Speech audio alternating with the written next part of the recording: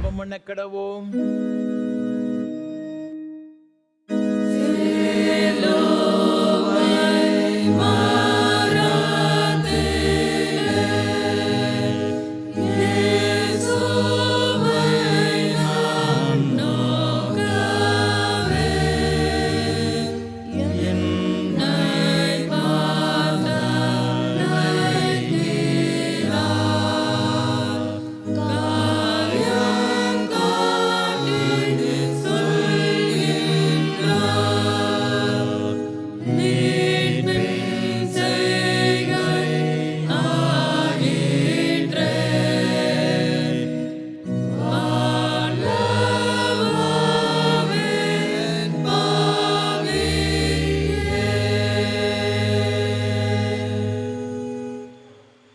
தேவரீர் என் விளக்கை ஏற்றுவீர். என் தேவனாகிய கர்த்தர் என் இருளை வெளிச்சமாக்குவார். கர்த்தரை நான் எப்பொழுது எனக்கு முன்பாக வைத்திருக்கிறேன். அவர் எப்பொழுது எனக்கு முன்பாக இருக்கிறபடியால் நான் அசைக்கப்படுவதில்லை. மகா பரிசுத்தமும் அன்பும் கிருபைகளும் நிறைந்த பரலோக பிதாவே, இந்த மன மகிழ்ச்சி நாளின் காலை ஆராதனை வேளைக்காக உமக்கு ஸ்தோத்திரம் செலுத்துகிறோம். ஆண்டவர் தாமே இந்த ஆராதனை வேளையிலும் என் மத்தியிலே எழுந்தருளி உம்முடைய பிரசன்னத்தினால் நிறைத்து எங்கள் ஒவ்வொருவரையும் ஆசீர்வதிக்க வேண்டும் என்று மீட்பர் இயேசு கிறிஸ்துவின் பரிசுத்த நாமத்தில் ஜெபிக்கிறோம் தூய பிதாவே, ஆமென். ஆராதனைக்கு ஆரம்பமாக ஆண்டோடைய பரிசுத்த நாமத்துக்கு மகிமை உண்டாக. கீதம் 121 பாமாலை 103 பாடுவோம். என் அருள் நாதா இயேசுவே சிலுவை காட்சி பார்க்கையில். கீதம் 121 பாமாலை 103 பாடுவோம்.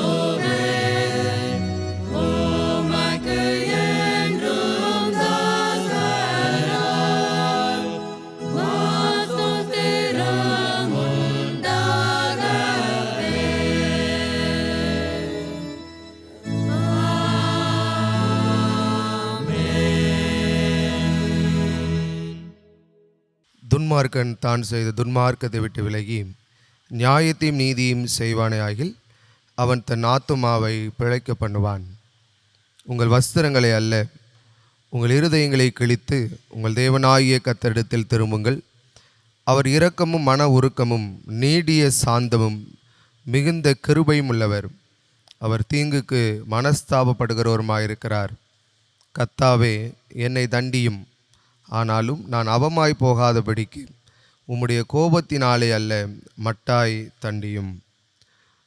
பிரியமான சகோதர சகோதரிகளே, நம்முடைய பரமபிதாவாகிய சர்வ வல்லமையுள்ள தேவனுடைய அளவில்லாத தயவினாலும் இரக்கத்தினாலும் பாவ மன்னிப்பை பெறுவதற்காக நாம் செய்த பலவிதமான பாவங்களையும் அக்கிரமங்களையும் அவர் சந்நிதியில் மாயமாய் மறைத்து கொள்ளாமல் பணிவும் தாழ்மையும் துக்கமும் கீழ்ப்படிதலும் உள்ள இருதயத்தோடைய அறிக்கையிட வேத வசனம் பற்பல வாக்கியங்களை நம்மை ஏவுகிறது. நாம் எக்காலத்திலும் தேவனுக்கு முன்பாக நம்முடைய பாவங்களை மனத்தாழ்மையாய் அறிக்கையிட வேண்டுவதுமன்றி அவருடைய திருக்கரங்களினாலே நாம் பெற்றுக்கொண்ட மேன்மையான உபகாரங்களுக்காக சோத்திரம் செலுத்தவும் மிகவும் சிறந்த அவருடைய புகழை பிரஸ்தாபம் பண்ணவும் அவருடைய மகா பரிசுத்த வசனத்தை கேட்கவும் நம்முடைய சரீரத்துக்கும் ஆத்மாவுக்கும் தேவையானவைகளுக்காக வேண்டிக் கொள்ளவும் நாம் கூடி வந்திருக்கிற தருணத்தில் பாவங்களை அறிக்கையிடுவது நமது விசேஷித்த கடமையாயிருக்கிறது. ஆகையால் இங்கே இருக்கிற நீங்கள் யாவரும் சுத்த இருதயத்தோடும் தாழ்ந்த சத்தத்தோடும் பரம கிருபாசன தண்டையில் என்னுடனே கூட சேர்ந்து நான் சொல்லுகிற பிரகாரம் சொல்ல உங்களை வேண்டிக் கொள்ளுகிறேன். ஜெபம் பண்ண கடவும். யாவரும் சேர்ந்து பொதுவான பாவரிக்கு ஜெபத்தை எடுப்போம். சர்வ வல்லமையும் இந்த இரக்கமுள்ள பிதாவே, தப்பிப்போன ஆடுகளைப் போல நாங்கள் உம்முடைய வழிகளை விட்டு வலிவி அலைந்து போனோம். எங்கள் இருதயத்தின் யோசனைகளுக்கும் விருப்பங்களுக்கும் மிகவும் இணங்கி நடந்தோம். உமது பரிசுத்த கற்பனைகளுக்கு விரோதமாய் குற்றம் செய்தோம். செய்தக்கவலை செய்யாமல் செய்தகாதவளை செய்து வந்தோம். எங்களுக்கு சுகமே இல்லை. ஆனாலும் ஆண்டவரே தேவரீர் எங்கள் கர்த்தராகிய இயேசு கிறிஸ்துவின் மூலமாய் மனதுக்கு அருளி செய்த வாக்குத்தத்தங்களின்படியே நிர்வாகிக்குமுள்ள குற்றவாளிகளாக எங்களுக்கு இறங்கும். தப்பிதங்களை அறிக்கையிடுகிற எங்கள் மேல் பொறுமையாயிரும். பாவத்தை நிமித்தம் துக்கப்படுகிற எங்களை சீர்படுத்தும். மிகவும் இரக்கமுள்ள பிதாவே, உம்முடைய பரிசுத்த நாமத்துக்கு மகிமை உண்டாகும்படி நாங்கள் இனி தேவ பக்தியும் நீதியும் தெளிந்த புத்தி உள்ளவர்களாக நடந்து வர இயேசு கிறிஸ்துவின் நிமித்தம் எங்களுக்கு கிருபை செய்தருளும். ஆமென். நம்முடைய கர்த்தராகிய இயேசு கிறிஸ்துவின் பிதாவாயிருக்கிற சர்வ வல்லமுள்ள தேவன் பாவியின் மரணத்தை விரும்பாமல் அவன் தன் பாவத்தை விட்டு திரும்பி பிழைப்பதை விரும்பி பாவத்தை நிமித்தம் துக்கப்படுகிற தமது ஜனத்துக்கு பாவ விமோசனத்தையும் மன்னிப்பையும் கூறி அறிவிக்க தம்முடைய பணிவிடைக்காரருக்கு அதிகாரத்தையும் கட்டளை மேல் செய்திருக்கிறார். மெய்யாய் மனம் திரும்பி தமது பரிசுத்த சுவிசேஷத்தை உண்மையாய் விசுவாசிக்கிற யாவருக்கும் அவர் பாவங்களை மன்னித்து விமோசனம் செய்கிறார். ஆகையால் கடைசியிலே அவருடைய நித்திய ஆனந்தத்தில் சேரத்தக்கதாக இத்தருணத்தை நாம் செய்கிறவருக்கு பிரியமாயிருக்கவும் இனி உயிரோடு நாளெல்லாம் மாசு இல்லாமல் பரிசுத்தமுள்ளவராக நடக்கவும் அவர் நமக்கு மெய்யான மனம் திரும்புதலையும் தம்முடைய பரிசுத்தாவை அருளச் செய்ய வேண்டும் என்று நமது ஆண்டவர் இயேசு கிறிஸ்து மூலமாய் அவரை வேண்டிக் கொள்ள கடவோம். ஆமென். பரமண்டலங்களில் இருக்கிற எங்கள் பிதாவே, உம்முடைய நாமம் பரிசுத்தப்படுவதாக, உம்முடைய ராஜ்யம் வருவதாக, உம்முடைய சித்தம் பரமண்டலத்தில் செய்யப்படுகிறது போல பூமியிலும் செய்யப்படுவதாக. அன்றாட அப்பத்தை எங்களுக்கு தாரும். எங்களுக்கு விரோதமாய் குற்றம் செய்கிறவர்களுக்கு மன்னிக்கிறது போல எங்கள் குற்றங்களை எங்களுக்கு மன்னியும். எங்களை சோதனைக்குள் பிரவேசிக்க பண்ணாமல் தீமையை ரட்சித்துக் கொள்ளும். ராஜ்யமும் வல்லமையும் மகிமையும் என்னைக்கும் உடையவரே. ஆமென். ஆண்டவரே, எங்கள் உதடுகளை திறந்தருளும்.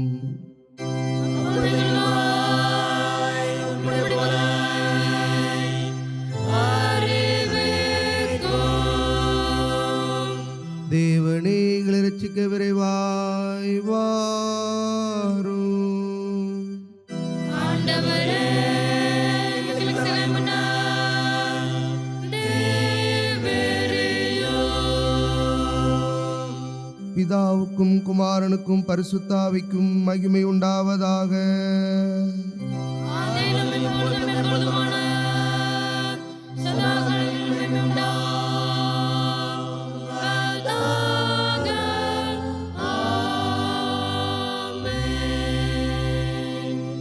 கர்த்தரை துதியுங்கள்.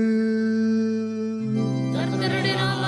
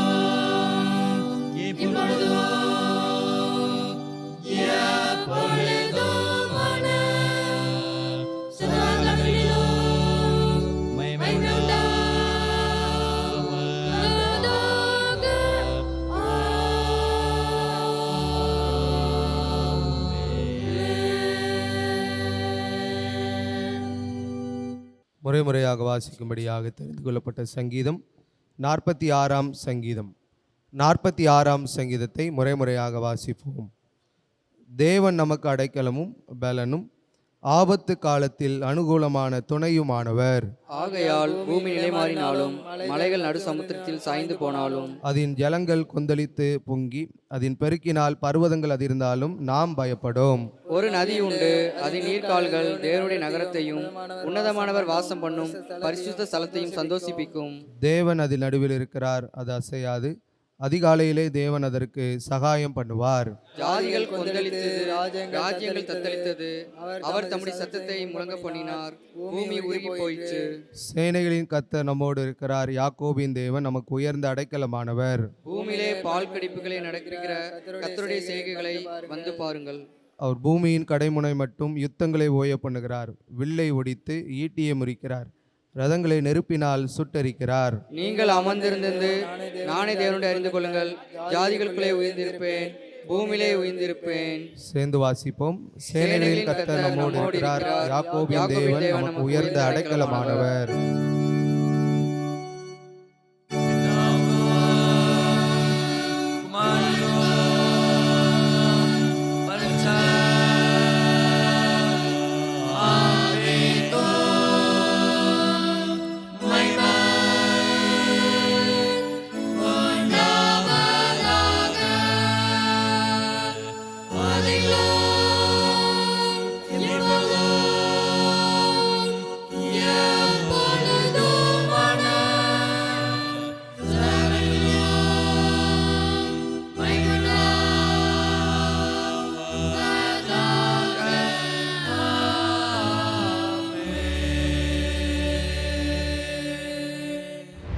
வாசிக்கும்படியாக குறிக்கப்பட்ட முதலாம் வேத பாடம் மீகா தீர்க்கதரிசியின் புஸ்தகம் 7ஆம் அதிகாரம் 15ஆம் வசனம் முதல் 20ஆம் வசனம் முடிய.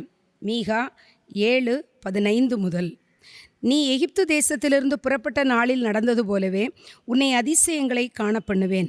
பிரஜாதிகள் கண்டு தங்களுடைய எல்லா பராக்கிரமத்தையும் குறித்து வெட்கப்படுவார்கள். கையை வாயின் மேல் வைத்து கொள்வார்கள். அவர்கள் காதுகள் செவிடாய் போகும்.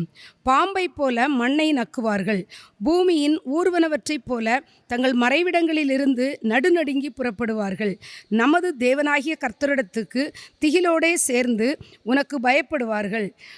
தமது சுதந்திரத்தில் மீதியானவர்களுடைய அக்கிரமத்தை பொறுத்து மீறுதலை மன்னிக்கிற தேவரீருக்கு ஒப்பான தேவன் யார்? அவர் கிருபை செய்ய விரும்புகிறபடியால் அவர் என்றென்றைக்கும் கோபம் வையார். அவர் திரும்ப நம்மேல் இறங்குவார். நம்முடைய அக்கிரமங்களை அடக்கி நம்முடைய பாவங்களை எல்லாம் சமுத்திரத்தின் ஆழங்களில் போட்டு விடுவார். தேவரீர் பூர்வ நாட்கள் முதல் எங்கள் பிதாக்களுக்கு ஆணையிட்ட சத்தியத்தை யாக்கோபுக்கும் கிருபையை ஆபிரகாமுக்கும் கட்டளையிடுவீராக என்பதே. வாசிக்கும்படியாக குறிக்கப்பட்ட முதலாம் வேத பாடம் வாசித்து முடிந்தது. 51ஆம் சங்கீதத்தை பாடுவோம்.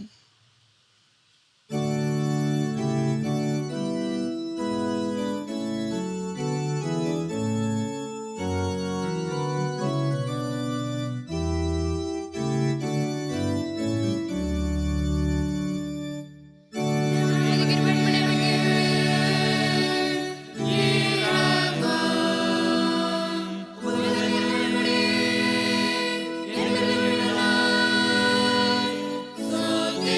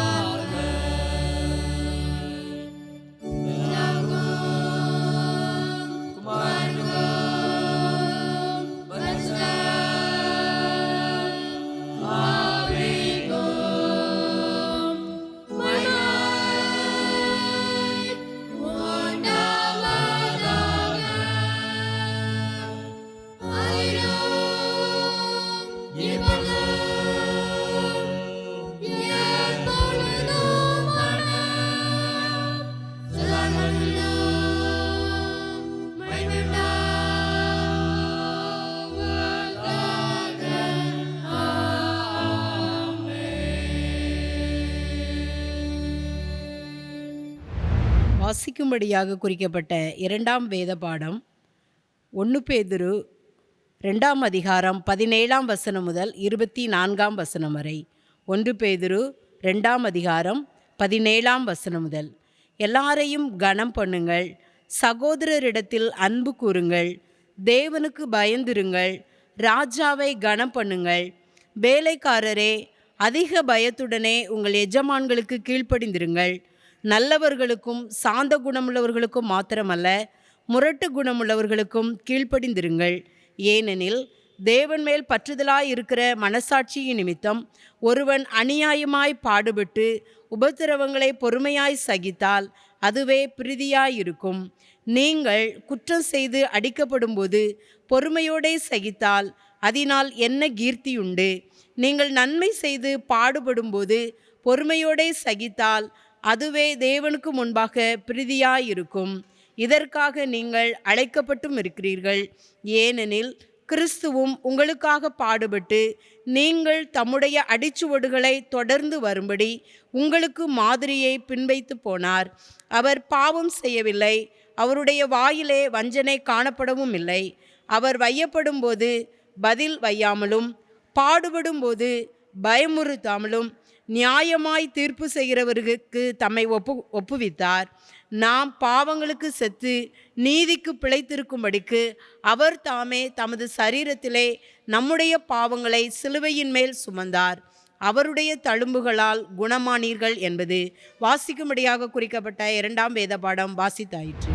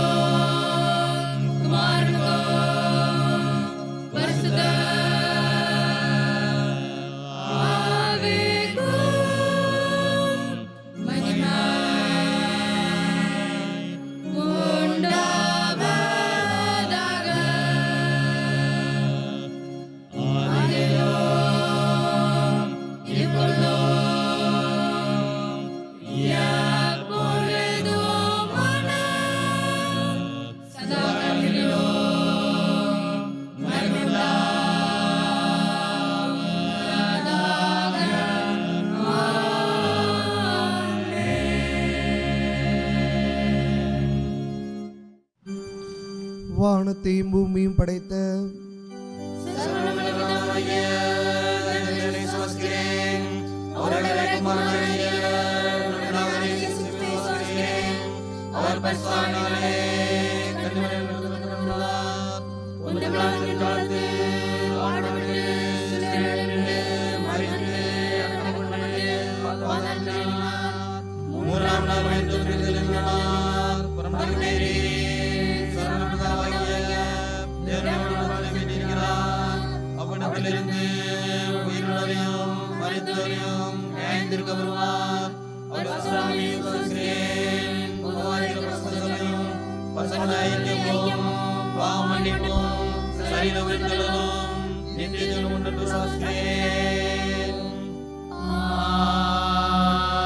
ஆமென்.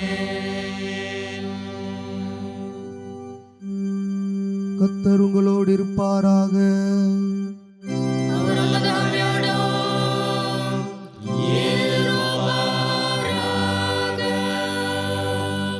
ஜெபம் பண்ண கடவோம்.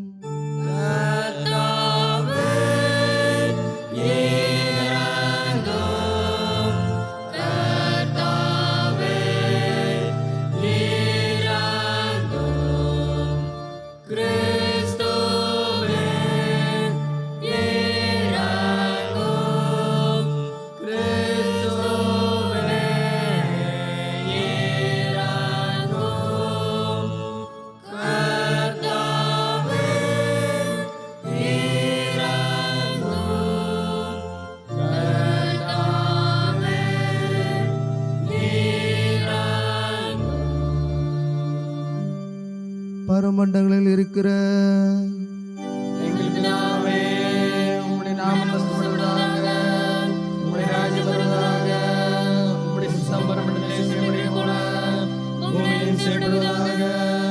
அன்றாட உணவை எங்களுக்கு தாரும். எங்கள் விரோதமாய் குற்றம் செய்தவர்களே, நாங்கள் மன்னிக்கிறது போல எங்கள் குற்றங்களை மன்னியும். எங்களை சோதனையில் பிரவேசிக்கவிடாமல் தீமையை ரட்சித்தருளும்.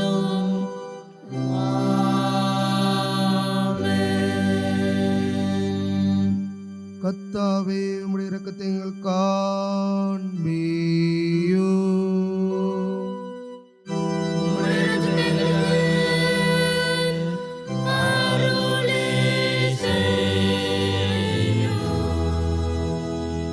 உம்முடைய பணிவுடைக்காரருக்கு நீதியை தருப்பியோ.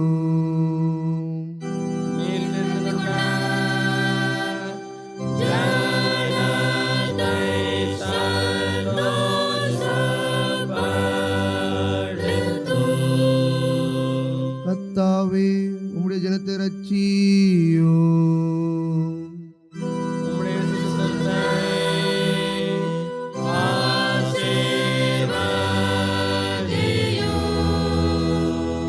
கர்த்தாவே, எங்கள் காலத்து சமாதானத்தை கட்டளையிடு.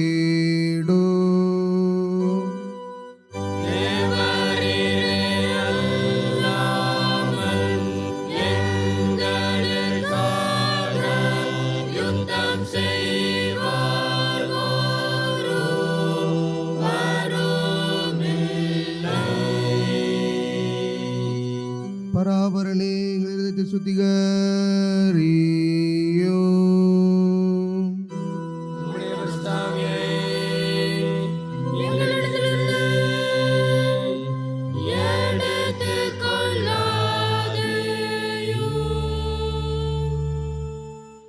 கிறிஸ்து உயிர்த்தெழுந்த திருநாளுக்கு முன்வரும் 2ஆம் ஞாயிறு, லெந்தனும் நாட்களின் 5ஆம் ஞாயிறு சுருக்க ஜெபம். பாவத்திற்கு மரித்து நீதிக்கு பிழைக்கும்படி தமது அருமையான குமாரனை எங்களுக்கு தந்த ஆண்டவரே, எங்களை மீட்கும்படி உமது குமாரனை இவ்வுலகத்திற்கு அனுப்பினீரே. நாங்கள் அடைய வேண்டிய தண்டனையை எங்களிலிருந்து நிவிர்த்தியாக்கி நித்திய வாழ்வு என்னும் உமது ஆசீர்வாதத்தை எங்களுக்கு தருவேன் என்று வாக்குரைத்தீரே. உமக்கு நன்றி செலுத்துகிறோம். சிலுவையின் மரணத்தின் மூலம் உம்முடைய இரட்சிப்பை எங்களுக்கு காண்பித்தீரே. நாங்கள் நன்றியறிதல் உள்ளவர்களாய் கிறிஸ்துவின் தியாகத்தை ஒவ்வொரு நாளிலும் நினைத்தருள செய்யும். இவ்விண்ணப்பத்தை இரட்சகர் இயேசுவின் வழியாய் ஏறெடுக்கிறோம் நல்ல பிதாவே.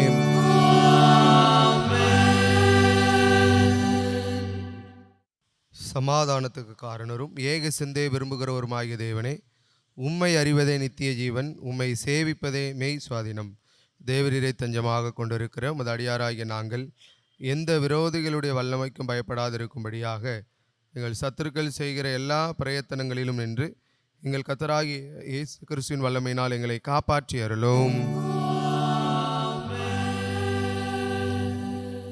சர்வ வல்லமையுள்ள நித்திய தேவனே, இந்நாள் வரையும் எங்களை சுகமாய் நடத்தி வந்த எங்கள் பரமபிதாவாகிய கர்த்தாவே, இந்நாளிலும் அது மிகுந்த வல்லமையால் எங்களை காப்பாற்றி நாங்கள் யாதொரு பாவத்துக்குட்படாமலும் எவ்விதமான மோசத்திலும் அகப்படாமலும் உமது பார்வைக்கு நீதியாயிருக்கிறதை எப்பொழுதும் செய்கிறதற்கு நாங்கள் செய்கிற எல்லாவற்றையும் உடைய ஆளுகையினாலே நடத்தி அருள வேண்டும் என்று எங்கள் கர்த்தராகிய இயேசு கிறிஸ்துவின் மூலமாய் வேண்டிக் கொள்கிறோம். மகாதிசயங்களை செய்கிற சர்வ வல்லமையுள்ள நித்திய தேவனே, எங்கள் பேராயர்கள் மேலும், ஆயர்கள் மேலும், சபை ஊழியர்கள் மேலும், அவர்கள் விசாரணைக்கு ஒப்புவிக்கப்பட்ட எல்லா திருச்சபைகள் மேலும் ஆரோக்கியம் தருகிற உம்முடைய கிருபையுள்ள ஆவியை அனுப்பி அவர்கள் உமக்கு உத்தம பிரியமுள்ளவர்களாய் நடக்கும்படி உமது ஆசீர்வாதமாகிய பணி அவர்கள் மேல் ஓயாமல் பெய்யச் செய்தருளும். கர்த்தாவே, எங்கள் காரிய கர்த்தரும் மத்தியஸ்தரும் ஆகிய இயேசு கிறிஸ்துவுக்கு மகிமை உண்டாக இதை கட்டளையிட்டருளும். இத்தருணத்தில் ஒருமனப்பட்டு உம்மை நோக்கி எங்கள் பொதுவான விண்ணப்பங்களை செய்ய எங்கள் கிருபை அளித்த சர்வ வல்லமையுள்ள தேவனே, 2 பேராவது 3 பேராவது என் நாமத்தினாலே கூடி வரும்பொழுது அவர்கள் கேட்கிறவர்களை அருளிச் செய்ய வேண்டும் வாக்கரில் இருக்கிறேன். கர்த்தாவே, உமது அடியாராகி எங்களுக்கு வேண்டிய நன்மைகள் உண்டாக எங்கள் விருப்பங்களை வேண்டுதலிப்போல நிறைவேற்றி இம்மையிலே உம்முடைய சத்தியத்தை அறிகிற அறிவையும் மறுமையிலே நித்திய ஜீவனையும் எங்களுக்கு கட்டளையிட்டருளும்.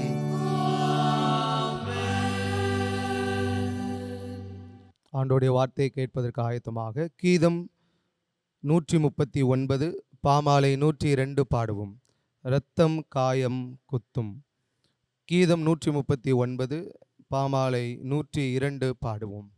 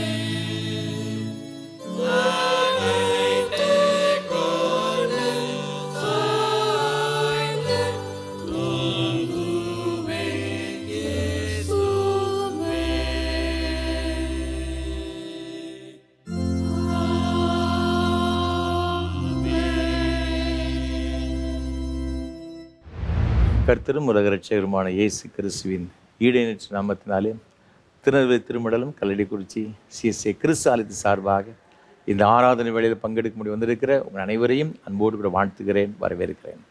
ஆண்டோடைய கிருபையும் ஆசீர்வாதமும் உங்கள் அனைவரோடு கூட இன்னும் என்றும் சதா காலங்களிலும் நிலைத்திருப்பதாக. ஒவ்வொரு வாரமும் உங்களோடு கூட சேர்ந்து கர்த்தரை ஆராதிப்பதில் நான் மிகுந்த மகிழ்ச்சி அடைகிறேன். கர்த்தரை துதிக்கிறேன், ஆண்டவரை ஸ்தோத்தரிக்கிறேன். விசேஷமாக இந்த நல்ல வாய்ப்புகளை ஒவ்வொரு வாரமும் நமக்கு தந்து கொண்டு வருகிற நம்முடைய அன்பிற்கும் மரியாதைக்கும் ஒரு அருமையான ஐயா சாது சுந்தர் செல்வராஜ் அவர்களுக்காக உள்ளத்தின் ஆழத்திலிருந்து கர்த்தரை துதிக்கிறேன், ஸ்தோத்தரிக்கிறேன். கர்த்தர் தாமே சாது அவர்களையும் அவர் செய்து கொண்டு வருகிற ஏஞ்சல் தொலைக்காட்சி ஊழியங்கள் மற்றும் இயேசு ஊழியங்களையும் அவர் விதமாய் ஆசீர்வதிப்பாராக. நம்முடைய தனி ஜபங்களிலே, குடும்ப ஜபங்களிலே சாது அவர்களுக்காக அவருடைய ஊழியங்களுக்காக ஜபிப்போம். ஆண்டவருடைய ஆசீர்வாதங்களை நாம் பெற்றுக்கொள்வோம். இந்த ஆராதனை வேளையை மிகுந்த ஜபத்தோடும் அதிக பிரயாசத்தோடும் உங்களுக்கு வழங்கி கொண்டு வருகிறோம்.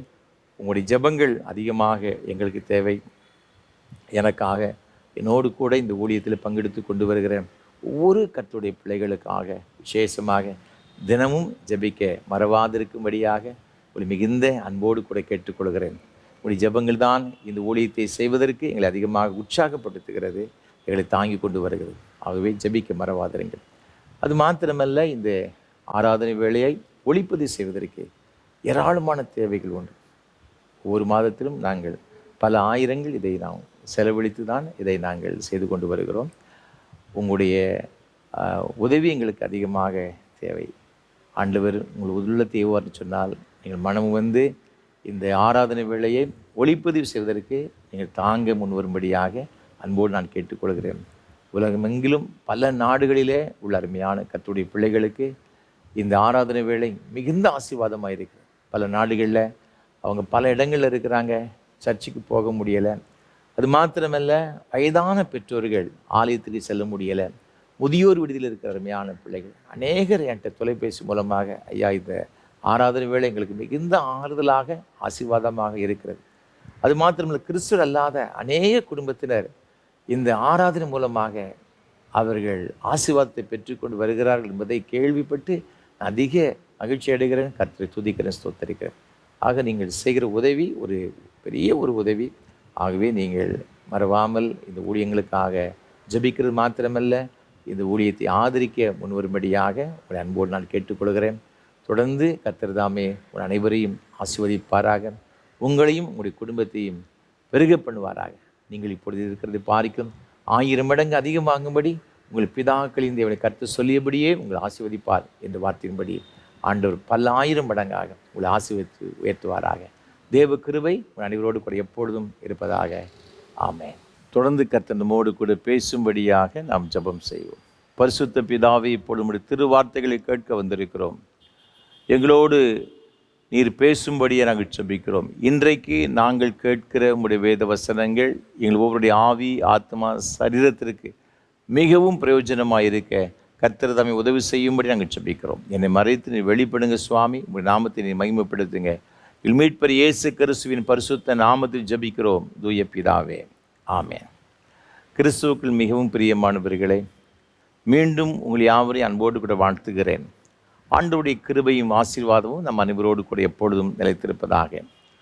இந்த நாளிலும் கூட நாம் சிந்திக்கும்படியாக நமக்கு கொடுக்கப்பட்டிருக்கின்ற தியான பொருள் சிலுவை கிருபையின் வெளிப்பாடு.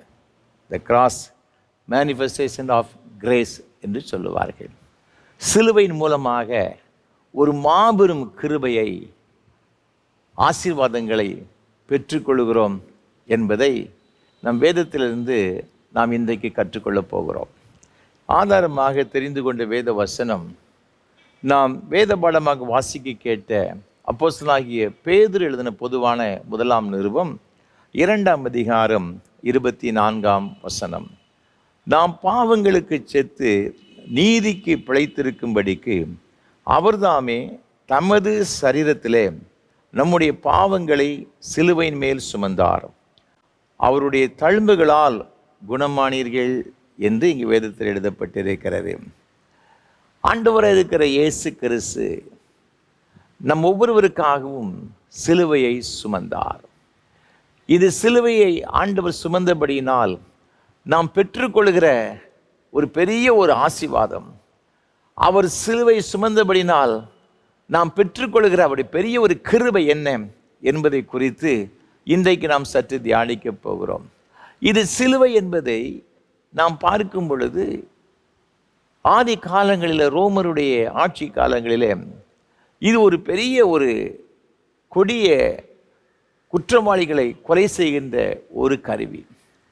நாம் யோசிக்கலாம், ஒரு கொலை கருவி எப்படி நமக்கு ஒரு புதிய ஒரு புனித சின்னமாக மாற முடியும்? இந்த கொலை கருவி எப்படி நமக்கு ஒரு கிருபையை நமக்கு தர முடியும், ஒரு ஆசீர்வாதத்தை தர முடியும் என்று நீங்கள் நினைக்கலாம். இது உண்மையாகவே ரோமருடைய ஆட்சி காலத்தில் அடிமைகளையும் புறஜாதிகளையும் அவர் செய்த கொடிய குற்றங்களுக்காக இங்கு மரண தண்டனை கொடுப்பதற்கு பயன்படுத்தப்பட்ட ஒரு கொலை கருவிதான் இந்த சிலுவை. இது ரொம்ப அவமானமாக எண்ணப்பட்ட ஒரு காரியம், சிலுவை மரணம் என்பது. ஆகவே ரோமர்கள் என்ன செய்வாங்கன்னா, தன்னுடைய பிரஜைகள் ஒருவேளை மரணத்துக்கு ஏதுவான பயங்கரமான குற்றங்களை செய்திருப்பார்கள் என்று சொன்னால் அவர்களுக்கு இந்த சிலுவை மூலமாக என்ன செய்ய மாட்டாங்கன்னா மரண தண்டனை நிறைவேற்ற மாட்டாங்க.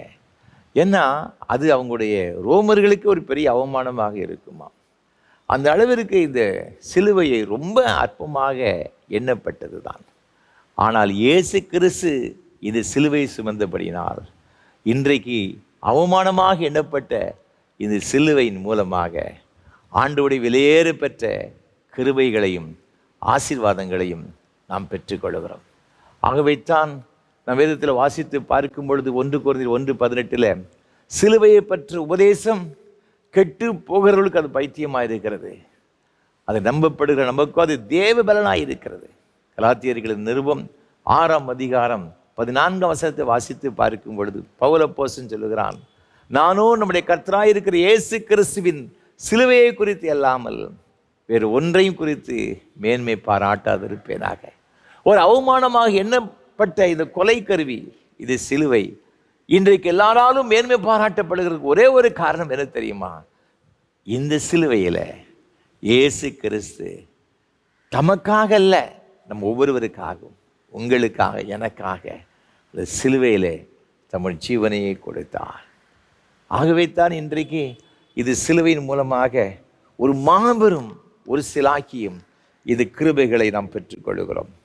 இது சிலுவையின் மூலமாக பெறுகிற ஆசீர்வாதத்தை குறித்து நாம் பார்க்கும் பொழுது இந்த 1 பேதுரு 2:24 சொல்லப்பட்டு இருக்கின்றது, நாம் பாவங்களுக்கு சேர்த்து நீதிக்கு பிழைத்திருக்கும்படிக்கு அவர் தாமே தமது சரீரத்தில் நம்முடைய பாவங்களை சிலுவையின் மேல் சுமந்தார் என்று எழுதப்பட்டிருக்கிறது. நாம் பெற்றுக்கொள்கிற ஒரு பெரிய ஒரு கிருபை, ஒரு சிலாக்கியம், ஒரு ஆசீர்வாதம் என்னவென்றால் பாவத்திலிருந்து ஒரு மாபெரும் மீட்பை நாம் பெற்றுக்கொள்கிறோம். பாவத்திற்கு செத்து நீதிக்கு பிழைத்திருக்கும்படியாக. இது பாவம் என்ன செய்யும் அப்படின்னு பார்த்தீங்கன்னா, ஒரு மனிதனுடைய வாழ்க்கையில் பிரவேசிக்கும் பொழுது ரோமருக்கு நிருபம் 6:23 சொல்லுகிறது, பாவத்தின் சம்பளம் மரணம் என்று சொல்லப்பட்டிருக்கிறது. ஒரு மனிதனுடைய வாழ்க்கையில் இந்த பாவம் பிரவேசிக்கும் பொழுது மரணத்துக்கு நேராக கொண்டு சென்று விடுகிறது.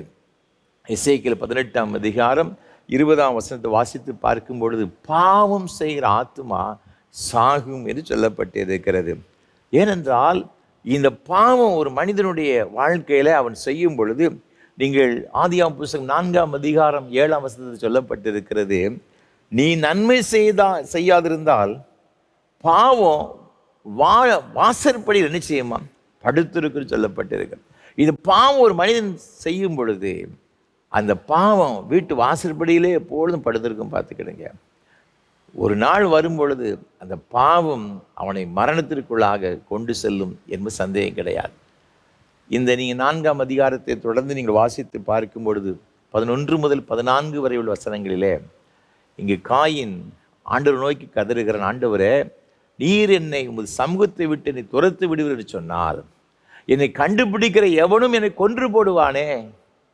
நீர் உம்முடைய சமூகத்தை விட்டு என்னை துரத்து விடும் பொழுது நான் அந்த பூமியிலே நிலையற்றவனாக இருப்பேன்.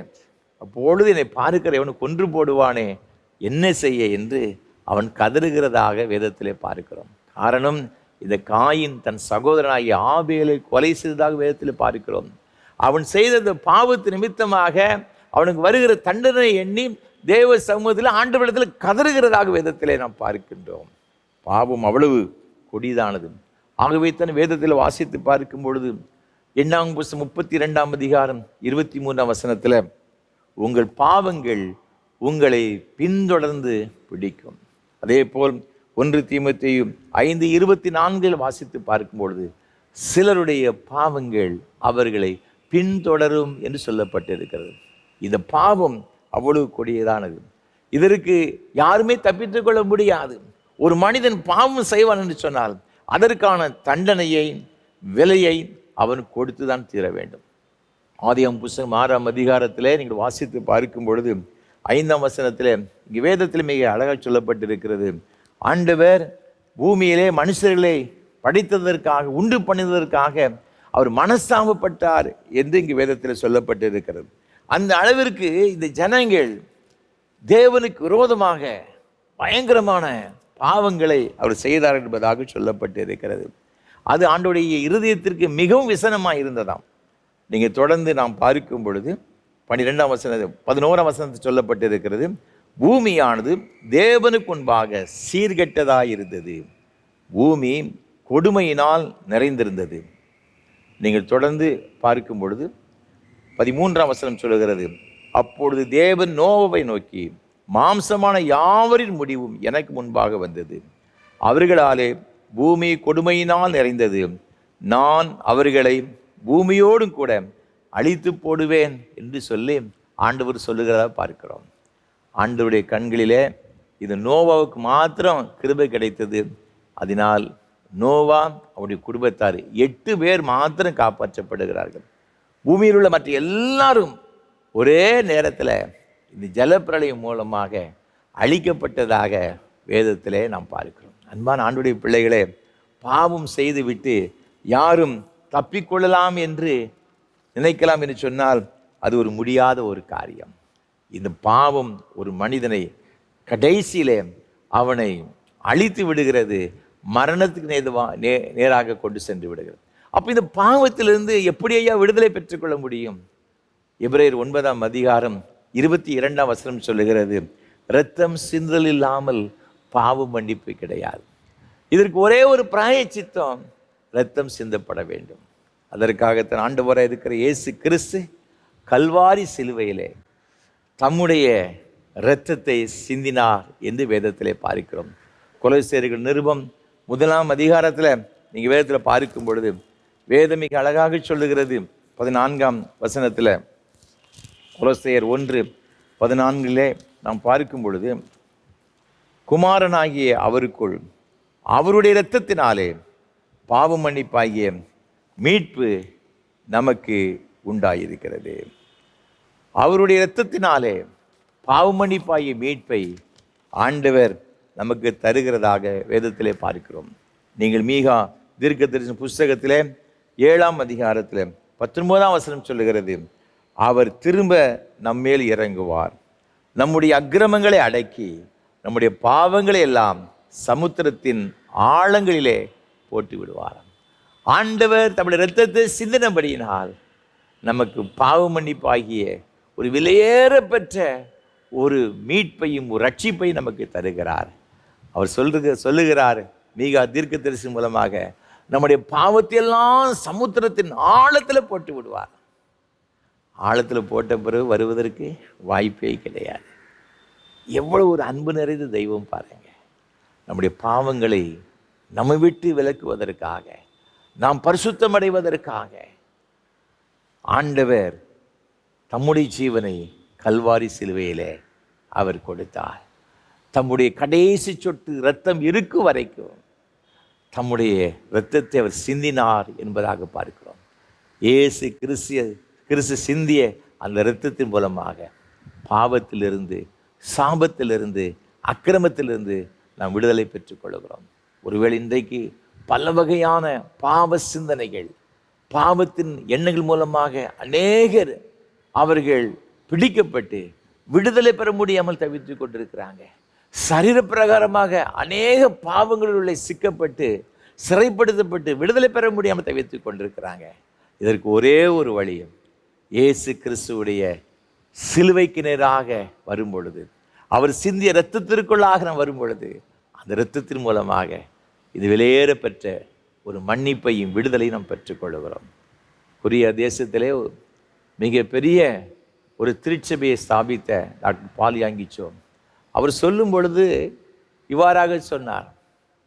ஒரு அருமையான ஒரு சகோதரர் அவரை தேடி வந்து, ஐயா, என்னுடைய இருதயத்தில் எப்போது இந்த பாவ சிந்தனைகள் இருக்கிறது, என் எண்ணங்கள் முழுவதும் பாவ இச்சைகள் நிரப்பப்பட்டதாக இருக்கிறது, நான் பரிசுத்தமாய் வாழ வேண்டும் என்று விரும்புகிறேன், என்னால் முடியவில்லை.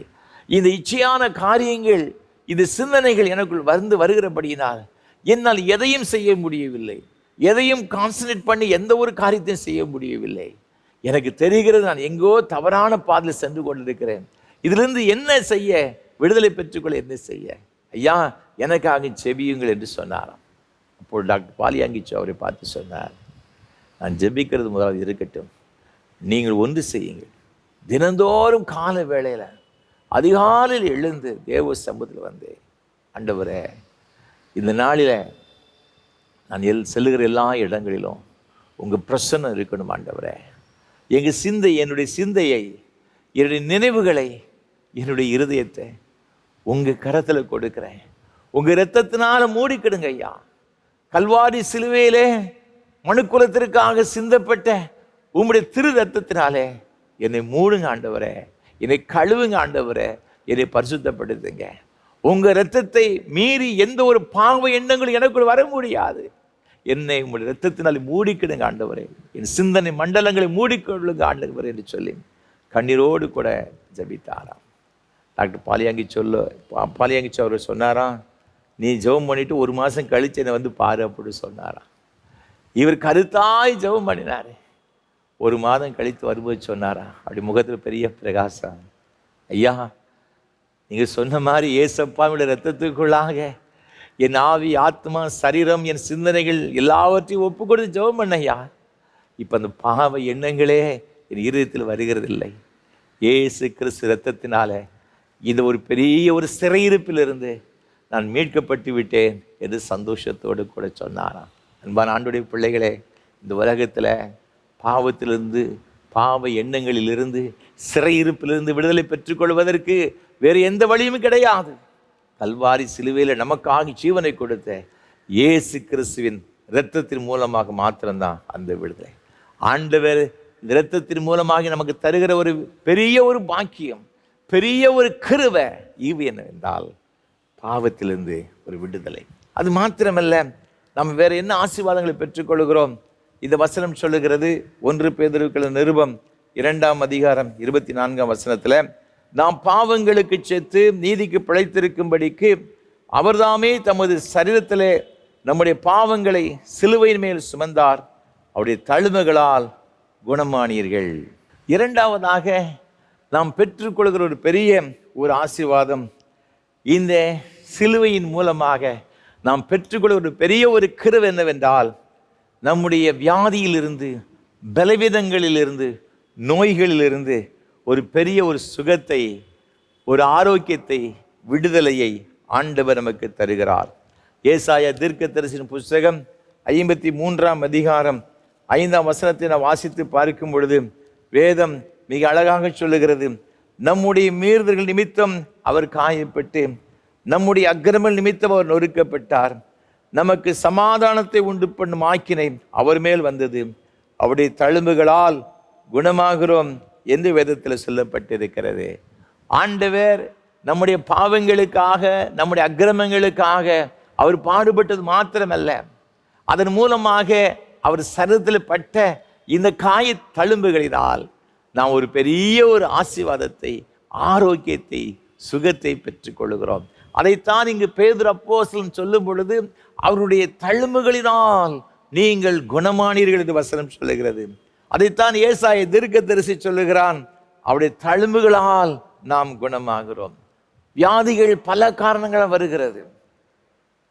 அதில் ஒன்று, மத்தேயு எழுதின சுவிசேஷம் 9ஆம் அதிகாரம் 2ஆம் வசனம், மார்க் எழுதின சுவிசேஷம் 2ஆம் அதிகாரம் 5ஆம் வசனத்தை வாசித்து பார்க்கும் பொழுது, மத்தேயு 9:2, மார்க் 5 2ஆம் அதிகாரம் 5ஆம் வசனம் சொல்லப்பட்டிருக்கிறது. ஒரு மனிதனுடைய வாழ்க்கையில பாவத்தின் மூலமாக வியாதி வருகிறது. இங்கு ஒரு திமிர்வாதக்காரனை குறித்து வேதத்திலே பார்க்கின்றோம். அவனுக்கு இந்த திமிர்வாதம் வருவதற்கு காரணம் என்ன? அவனுடைய பாவம். ஆகவே தான் ஆண்டவர் அவனை பார்த்து சொல்லுகிறார், மகனே, உன் பாவங்கள் உனக்கு மன்னிக்கப்பட்டது. அதற்கப்புறமாக அவனை பார்த்து சொல்லுகிறார், நீ உன் படுக்கை எடுத்துக்கொண்டு நட என்று சொல்லுகிறார். நீங்கள் யோவான் சுவிசேஷம் 5ஆம் அதிகாரத்தில் நீங்கள் 5ஆம் வசனம் முதல் தொடர்ந்து வாசித்து பார்க்கும் பொழுது, ஒரு மனிதன் 38 வருஷமாக வியாதியாக இருக்கிற ஒரு மனிதனை நாம் பார்க்கின்றோம்.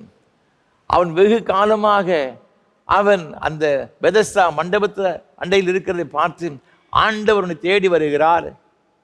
நீ சொஸ்தமடைய வேண்டும் என்று விரும்புகிறாயா? அவனுக்கு யாருமே கிடையாது. அவன் சொல்றான், ஐயா, இந்த குளம் கலக்கப்படும் பொழுது இந்த குளத்தில் கொண்டு போய் விடுவதற்கு யாருமே கிடையாது. ஆண்டவர் சொல்லுகிறார், உன் படுக்கை எடுத்துக்கொண்டு போ. அவன் ரொம்ப சந்தோஷமா எடுத்துக்கொண்டு போகிறான். நீங்கள் தொடர்ந்து நீங்கள் வாசித்து பார்க்கும் பொழுது ஆண்டவர் தேவாலயத்தை அவனை கண்டு அவனை பார்த்து சொல்லுகிறார், இனி அதிக கேடானது ஒன்றும் வராதபடிக்கு இனி பாவம் செய்யாத. அப்போ உன் கேட்டுக்கு என்ன காரணம்? இந்த பாவம். இனி வேறொன்று உனக்கு வராதபடிக்கு பாவம் செய்யாத. இந்த பாவம் ஒரு மனிதனுடைய வாழ்க்கையில் பிரவேசிக்கும் பொழுது அவனுக்கு வியாதிகளை கொண்டு வருகிறதாக நாம் வேதத்திலே பார்க்கிறோம்.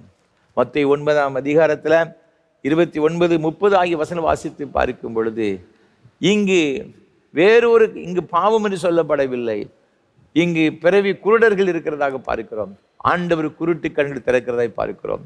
ஆக பாவத்தின் மூலமாய் வந்த வியாதியாக இருந்தாலும் சரி, அல்லது வேறு பிறவியிலே வந்த ஒரு பலவீனமாக ஒரு நோயாக வியாதியாக இருந்தாலும் சரி, ஆண்டவராக இருக்கிற இயேசு கிறிஸ்து எல்லாவற்றையும் சுகமாக்குவதற்கு வல்லவராக இருக்கிறார். நீங்கள் மார்க்கிறது சுவிசேஷம் 5ஆம் அதிகாரத்தில் 28, 29 ஆகிய வசனங்கள் வாசித்து பார்க்கும் பொழுது 12 வருடமாய் பெரும்பாடு ஒரு ஸ்திரீ இங்கே ஆண்டவராக இருக்கிற இயேசு கிறிஸ்து வஸ்திரத்தை தொட்டு சுகமடைகிறாக வேதத்தில் பார்க்கிறோம்.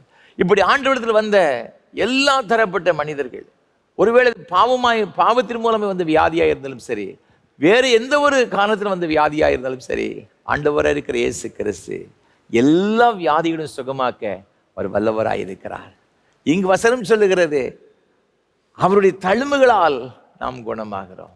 கிறிஸ்துவுடைய காயம்பட்ட தழும்புகள் நம்மேல் படும் பொழுது ஆண்டவர் நமக்கு ஒரு பரிபூர்ணமான ஒரு சுகத்தை என்ன செய்தார்? நாம் கொடுக்கிறதாக வேதத்தில் பார்க்கிறோம். அமெரிக்க தேசத்தில் ஒரு அருமையான ஒரு சகோதரி, டெலியா நாக்ஸ்னு சொல்லப்பட்ட ஒரு சகோதரி, அவள் ஒரு நாள் காரில் பிரயாணப்பட்டு சென்று கொண்டிருக்கின்ற வேளையில் அந்த அவருடைய காரின் டிரைவர் நன்றாய் குடித்திருந்தான். வேகமாக செல்லும் பொழுது எதிர்பாராத விதத்தில் ஒரு பெரிய விபத்தில் ஒன்று சிக்கிவிட்டது அந்த கார். அதனுடைய விளைவு இந்த சகோதரிக்கு இடுப்புக்கு கீழே பயங்கரமான அடிபட்டு விட்டது. அவர் நடக்க முடியவில்லை. கிட்டத்தட்ட ஒரு 22 ஆண்டுகளுக்கு மேலாக வீல் சேரில் தான் இருக்க வேண்டிய ஒரு சூழ்நிலை பார்த்துக்கிடுங்க. அந்த கார் டிரைவருடைய அஜாக்கிரதையினால் இந்த சகோதரி அதிகமாக பாதிக்கப்பட்டார்கள். ஆனால் இந்த காலங்களிலே ஆண்டவர் இருக்கிற இயேசு கிறிஸ்துவை உறுதியை பற்றி கொண்டார்கள். இவள் எதுவும் செய்ய முடியாது, எங்கே போனாலும் வீல் சேரில் தான் போகணும். மிகுந்த வேதனை, துக்கம். ஒரு நாள் இங்கிலாந்து தேசத்திலிருந்து அமெரிக்க தேசத்துக்கு வந்த ஒரு பெரிய ஒரு சுவிசேஷகர், நாத்தன் மோரிஸ் என சொல்லப்பட்ட ஒரு பெரிய ஒரு ஊழியக்காரர், த ஷேக் நேஷன்ஸ் என்று சொல்லப்பட்ட ஒரு பெரிய ஊழியங்களை செய்து கொண்டு வருகிற ஒரு சகோதரர். அவர் கிறிஸ்துவுடைய பாடுகளை பற்றியும் சிலுவையினால் வருகிற ஆசீர்வாதங்களை பற்றியும் அவர் எப்போதும் தன்னுடைய சுவிசேஷ இந்த கூட்டங்களிலே சொல்லி கொண்டிருப்பார். அந்த கூட்டங்களில் ஒரு நாள் இந்த சகோதரி பங்கு பெற்றார்கள். ஆண்டோடைய வார்த்தையை அவர் பிரசங்கம் பண்ணி கொண்டிருந்தார். கடைசியாக செபிக்கும் பொழுது அவர் எல்லாருக்காகவும் செபித்தார். அப்பொழுது அவர் சொன்னார், இயேசு கிறிஸ்து எல்லாருடைய வேதனைகளையும் பாடுகளையும் சிலுவையிலே தூக்கி சுமந்து விட்டார். அவருடைய சரீரத்தில் ஏற்பட்ட அந்த தழும்புகளால் இன்றைக்கு ஆண்டவர் உங்களை குணமாக்குகிறார். நீ விசுவாசித்தால் தேவனுடைய மகிமையை காண்பாய் என்று சொல்லி ஆண்டவருடைய வசனத்தை வல்லமையாய் பிரசங்கம் பண்ணி கொண்டு ஜபித்து கொண்டிருக்கின்றார். சிலுவையின் மூலமாய் வருகிற அந்த ஆசீர்வாதம், தேவனுடைய வல்லமை இப்படி உங்களுக்கு மீது இறங்கி கொண்டிருக்கிறது. அவருடைய தழும்புகளால் கர்த்தர் உங்களை சுகமாக்கி கொண்டிருக்கிறார் என்று சொல்லி அவர் ஜெபித்து கொண்டிருக்கிற வேளையில் இது சகோதரியும் அவரோடு கூட இணைந்து ஜெபம் பண்ணி கொண்டிருந்தார். ஆண்டவரே, அந்த தழும்பு நிறைந்த கரத்தினால என்னையும் தொடும் ஆண்டவரே. சிலுவையின் மூலமே வருகிற அந்த பெரிய ஒரு ரட்சிப்பு, அந்த ஒரு பெரிய ஒரு பாக்கியம், ஆரோக்கியம் இப்பொழுது எனக்குள் கடந்து வரட்டும் என்று சொல்லி கண்ணீரோடு கூட ஜெபம் பண்ணினார். இயற்கைக்கு அப்பாற்பட்ட விதத்தில் திடீரென்று அவருடைய இடுப்புக்கு கீழாக ஏதோ ஒன்று ஒரு பெரிய ஒரு உணர்வு வர ஆரம்பித்து விட்டது. ஏதோ இயற்கைக்கு அப்பாற்பட்ட ஒரு விதத்தில் அவருடைய சரீரத்தில் உணர்ச்சிகள் வர ஆரம்பித்து விட்டது. ஒரு பலன் அவர்களுக்குள்ளே வர ஆரம்பித்து விட்டது. அவரால் அதை கண்ட்ரோல் பண்ண முடியலை. கொஞ்ச நேரம் ஆன உடனே அந்த வீல் சேரில் உட்கார வேண்டும் என்ற ஒரு எண்ணம் வரவில்லை. லேசாக தன்னுடைய கால்களை எடுத்து வைக்கின்றார். அவரால் முடிந்தது. அதற்கப்புறமாக அந்த வீல் சேரை விட்டு அவர் எழுந்தார். எந்த விதமான பிரச்சனை இல்லாமல் அப்படியே எழுந்து விட்டார். உடனடியான ஒரு அற்புதத்தை அவர் பெற்றுக்கொள்ள அந்த இடத்துல ஓடி கர்த்தரை மகிமைப்படுத்தினாராம். அங்கிங்கு நடந்து சென்று ஆண்டவருடைய அற்புதமான செயல்களுக்கு ஸ்தோத்திரம் பண்ணினாராம். இன்றைக்கும் அவர் உயிரோடு கூட இருக்கின்றார்.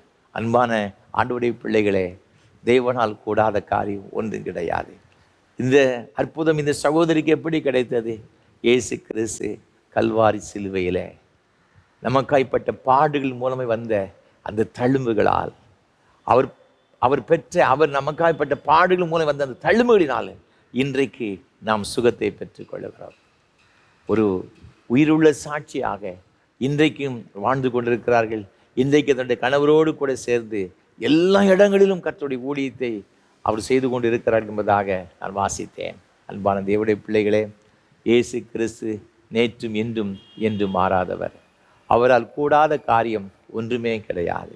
ஆகவே தான் இது சிலுவையை குறித்து அவன் சொல்லுகிறான். பவுல் அப்போஸ்தலன் சிலுவையை குறித்து இல்லாமல் வேறு ஒன்றையும் குறித்து மேன்மை பாராட்டாதிருப்பேனாக. ஏனென்றால் இது சிலுவை நம்முடைய வாழ்க்கையில் ஒரு மாபெரும் ரட்சிப்பு, பாவத்திலிருந்து விடுதலை. அது மாத்திரமல்ல, எல்லாம் பலவீனங்கள், நோயிலிருந்தும் வியாதிகளிலிருந்தும் கர்த்தர் நமக்கு விடுதலை கொடுக்கிறார். மூன்றாவதாக, இதன் மூலமாக நாம் பெற்றுக்கொள்கிற ஒரு பெரிய ஒரு ஆசீர்வாதம், சிலுவையின் மூலமை பெற்றுக்கொள்ள ஒரு பெரிய ஒரு கிருபை என்னவென்றால், வேதத்தில் வாசித்து பார்க்கும் பொழுது வேதம் மிக அழகாக சொல்லுகிறது. கொலோசியர்களின் நிருபம் 1 அதிகாரம் 20 வேதத்தில் இவ்வாறாக சொல்லப்பட்டிருக்கிறது. கொலோசியர் 1 அதிகாரம் 20 இயேசு சிலுவையில் சிந்தின இரத்தத்தினாலே சமாதானத்தை உண்டாக்கி பூலோகத்தில் உள்ளவைகள் பரலோகத்தில் உள்ளவைகள் யாவையும் அவர் மூலமாய் தமக்கு ஒப்புரவாக்கி கொள்ளவும் அவருக்கு பிரியமாயிற்று. இந்த சிலுவை மூலமாக பெற்றுக்கொள்ளுகிற ஒரு பெரிய ஒரு ஆசீர்வாதம் என்னவென்றால், ஒரு பெரிய சமாதானத்தை பெற்றுக்கொள்ளுகிறோம். அவர் சொல்லுகின்றார், இயேசு சிலுவையில் சிந்தின இரத்தத்தினாலே சமாதானத்தை உண்டாக்கினார். இந்த உலகத்தில் சமாதானம் இல்லாமல் வாழ்ந்து கொண்டிருக்கிற கோடிக்கணக்கான மக்கள் இருக்கிறாங்க. சமாதானம் எங்கு கிடைக்கும்? இது சமாதானத்தை இழந்தது நிமித்தமாக அநேகர் தன்னுடைய வாழ்க்கையை முடித்துக் கொள்கிறார்கள். இன்றைக்கு தன்னுடைய வாழ்க்கையை முடித்துக் கொள்ளுகிறவருடைய இந்த வரலாற்றை நாம் பார்க்கும் பொழுது, ஏன் அவர்கள் தன்னுடைய வாழ்க்கையை முடித்து கொண்டார்கள் சொன்னால், வாழ்க்கையில் சமாதானம் இல்லையா, நிம்மதி இல்லை, வாழ்வதை விட சாவது மேல் என்று சொல்லி தான் நான் செத்து விடுகிறேன் என்பதாக நாம் அதனுடைய பின்னணியை நாம் பார்க்கின்றோம். வேத வசனம் சொல்லுகிறதே, நம்ம எல்லாருக்கும் சமாதானத்தை கொடுக்கும்படியாக தேவன் விரும்புகிறார். யோவான் எழுதின சுவிசேஷம் 14 அதிகாரம் 27 வேதம் சொல்லுகிறது, உலகம் கொடுக்கிற பிரகாரமே அல்ல, என்னுடைய சமாதானத்தையே உங்களுக்கு வைத்து போகிறேன். ஆகவே அவரை குறித்து ஏசாயா தீர்க்கதரிசி எழுதுகின்றான் 9 அதிகாரம் 6 அவருக்கு ஒரு பெயர் ஒன்று கொடுக்கப்பட்டிருக்கிறது, சமாதான பிரபு, பிரின்ஸ் ஆஃப் பீஸ். அவர் பூரண சமாதானத்தை தருகிறவர், பரிபூரணமான சமாதானத்தை கொடுக்க வல்லமையுள்ள ஒரே ஒரு தேவன், நீங்களும் நானும் ஆராதித்து கொண்டிருக்கிற நம்முடைய இரட்சகராக இருக்கிற இயேசு கிறிஸ்து எப்படி தருகிறாராம்? அவர் சிலுவையிலே சிந்தின இரத்தத்தினாலே சமாதானத்தை உண்டு பண்ணிவிட்டார். அவர் சிலுவையில் இரத்தம் சிந்தாவிட்டால் நமக்கு இது சமாதானம் கிடைக்காது, இந்த மகிழ்ச்சி நமக்கு இருக்காது, சந்தோஷம் கிடைக்காது. ஆகவே அவர் சொல்லுகின்றார், உங்கள் இருதயம் கலங்காதிருப்பதாக தேவனிடத்தில் விசுவாசமாயிருங்கள், என்னிடத்தில் விசுவாசமாயிருங்கள். நான் உங்களை ஒரு நாளும் திக்கற்றோட விட மாட்டேன். நீ ஏன் கவலைப்படுற, ஏன் வேதனைப்பட்டு கொண்டு இருக்கிறாய்? நான் உனக்காக சிலுவையில் ஜீவனை கொடுத்திருக்கிறேன், இரத்தத்தை சிந்திருக்கிறேன், அதனால உனக்கு சமாதானத்தை உண்டு பண்ணுகிறேன். இந்த சமாதானத்தை எப்படி உண்டு பண்ணினாரா, அதுக்கு அடுத்து அவர் என்ன செய்தார்னு நீங்கள் பார்த்தீங்கன்னா, வேதம் மிக அழகாக சொல்லுகிறது, பூலோகத்தில் உள்ளவைகள் பரலோகத்தில் உள்ளவைகள் யாவையும் அவர் மூலமாய் தமக்கு ஒப்புரவாக்கி கொள்ளவும் அவருக்கு பிரியமாயிற்று. இந்த சந்தோஷம் நிரந்தரமாக இருப்பதற்கு என்ன செய்தார்னு பார்த்தீங்கன்னா, நமக்கும் ஆண்டவருக்கும் ஒரு பெரிய ஒரு பிளவு இருந்துச்சு, கனெக்ஷனே இல்லாமல் இருந்துச்சு. ஏதேன் தோட்டத்தில் ஆதாம் செய்த பாவத்தின் மூலமாக ஆண்டவர் இந்த ஏதேன் தோட்டத்தை விட்டு துரத்தி விட்டார் என்பதாக ஆதியாகமம் 3 அதிகாரம் கடைசி வசனத்தில் எழுதப்பட்டு இருக்கிறது. பகல் குளிர்ச்சியான வேளையிலே ஒவ்வொரு நாளும் கர்த்தர் ஆதாமோடு ஏவாளோடு கூட உலாவி கொண்டு வருகிற பழக்கம் இருந்துச்சு. ஆனால் ஒரு நாள் இவங்க பாவம் செய்த நிமித்தமாக ஆண்டவர் வருகிறார், தேடி பார்க்குற காணலை. ஆதாமே எங்கே இருக்கிறார், எங்கப்போ ஒளிஞ்சிக்கிட்டு இருக்கிற? அந்த நிலைமையை நம்ம அறிந்திருக்கிறோம். ஐயா, நான் பழத்தை சாப்பிட்டேன், பாவம் செய்துட்டேன். அவன் தன்னுடைய காரியங்களை அவன் சொல்லுகிறதாக வேதத்திலே பார்க்கிறோம். அதனால் ஏற்பட்டிருக்கின்ற சாபத்து நிமித்தமாக அதனுடைய விளைவாக ஆண்டவருக்கும் மனுக்குலத்திற்கும் ஒரு பெரிய இருந்த ஒரு நெருங்கிய ஒரு தொடர்பானது அறுபட்டு போயிற்று. இந்த அறுபட்ட இந்த தொடர்பை மீண்டும் இணைப்பதற்காகத்தான் இரண்டாம் ஆதாமாக ஆண்டவராக இருக்கிற இயேசு கிறிஸ்து இந்த உலகத்தில் அவர் மானிடராக அவதாரம் எடுத்து வந்ததாக வேதத்தில் பார்க்கிறோம். இப்போ இயேசு கிறிஸ்து சிலுவையிலே இரத்தத்தை சிந்தினதுனால இப்போ நாம் செய்த ஆதாம் செய்த அந்த பாவங்கள், அந்த மீறல்கள் எல்லாம் ஒரே ஒரு கிறிஸ்துவினாலே பிந்தி வந்த இரண்டாம் ஆதாமாக இருக்கிற இயேசு கிறிஸ்து மரணத்தினால ரெண்டு பேரும் என்ன ஆச்சுன்னா ஒப்புரவாயிடுச்சு. இப்போ நாம் மனதளவில் ஆண்டவருக்கு எதிராக இருந்தவங்க இப்போ எல்லாரையும் நாம் என்ன செய்தோம்னா அவருடைய இரத்த நம்மை கழுவின நிமித்தமாக அவரோடு கூட ஒன்றாக இணைக்கப்பட்டிருக்கு. அதைத்தான் அந்த 21ஆம் வசனம் சொல்லுகிறது. முன்னே அந்நியராயும் துர்க்கிரிகளினால் மனதில் சத்துருக்களாயும் இருந்த உங்களையும் பரிசுத்தராகவும் குற்றமற்றவர்களாகவும் கண்டிக்கப்படாதவர்களாகவும் தமக்கு முன் நிறுத்தும்படியாக அவருடைய மாம்ச சரீரத்தில் அடைந்த மரணத்தினாலே இப்பொழுது ஒப்புரவாக்கினார். அவருடைய மாம்ச சரீரத்தில் அவர் பட்ட வேதனையினால் மரணத்தினாலே பிதாவோடு கூட நம்ம எல்லாரும் ஒன்றாய் சேரும்படியான ஒரு பாக்கியத்தை நமக்கு தந்தார். அதன் மூலமாக அவருக்குள் இருந்த சமாதானம், கிறிஸ்துக்குள்ளாக இருக்கிற அந்த சந்தோஷம், அந்த மகிழ்ச்சி நமக்குள்ளாக கடந்து வருகிறது. ஏனென்றால் இப்பொழுது நமக்கும் ஆண்டவருக்கும் உள்ள தொடர்பு மீண்டும் என்னச்சுன்னா ஏற்பட்டு விட்டது. அறுபட்ட ஒரு தொடர்பு பாவத்து நிமித்தமாக ஆண்டவருக்கும் நமக்கும் சம்மந்தம் இல்லாமல் வாழ்ந்து கொண்டு வந்த நம்மை அப்படி மரணத்தின் மூலமாக சிலுவையின் மூலமாக ஒன்றாக இணைத்து விட்டபடியினால நமக்கு ஒரு பெரிய ஒரு சமாதானத்தை ஆண்டவர் ஏற்படுத்தி கொடுத்தார். எபேசியர்கள் நிருபத்தினை வாசித்து பார்க்கும்போது 2ஆம் அதிகாரத்தில் 14-15 ஆகிய வசனங்களிலே அவரே நம்முடைய சமாதான காரணராகி இருதரத்தாரை ஒன்றாக்கி பகையாக நின்ற பிரிவினையாகிய நடுச்சுவரை தகர்த்து சட்டத்திட்டங்களாகிய நியாயப்பிரமாணத்தை தம்முடைய மாம்சத்தினாலே ஒழித்து இருதரத்தாரையும் தமக்குள்ளாக ஒரே புதிய மனுஷனாக சிருஷ்டித்து இப்படி சமாதானம் பண்ணி பகையை சிலுவையினால் கொன்று அதனாலே இருதரத்தாரையும் ஒரே சரீரமாக தேவனுக்கு ஒப்புரவாக்கினார்.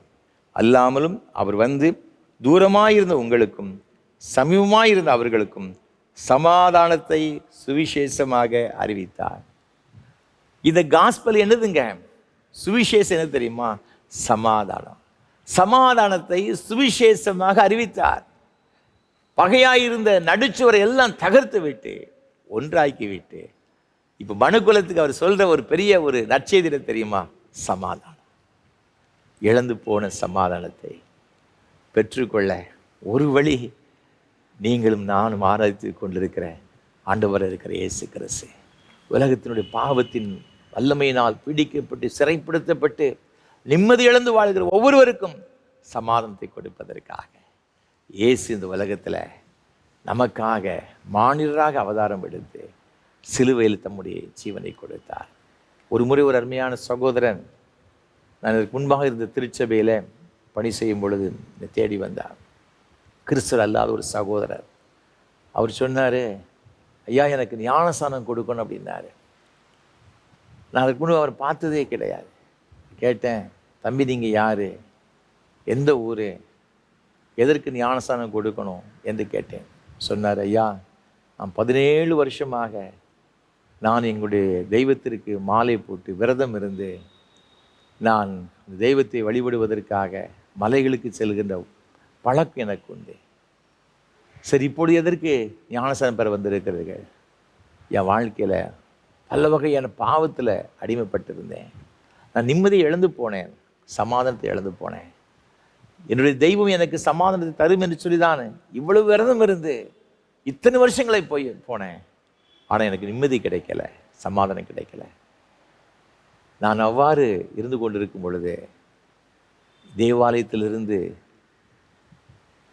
வருகின்ற ஒலிபெருக்கின் மூலம் வருகின்ற வேத வசனங்கள், நீங்கள் செய்கிற பிரசங்கங்கள், இதையெல்லாம் நாங்கள் கேட்டுக்கொண்டே இருப்பேன். என் வீட்டு மாடியில் உட்கார்ந்து உள்ளத்தில் பெரிய துக்கம், அழுது கொண்டே இருப்பேன்.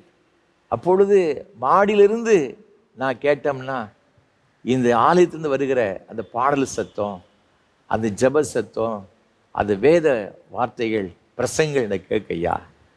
அது மாத்திரமல்ல, உங்களுடைய சபையை சார்ந்த சில சகோதரிகளும் வந்து சுவிசேஷத்தை எங்களுக்கு சொன்னாங்க.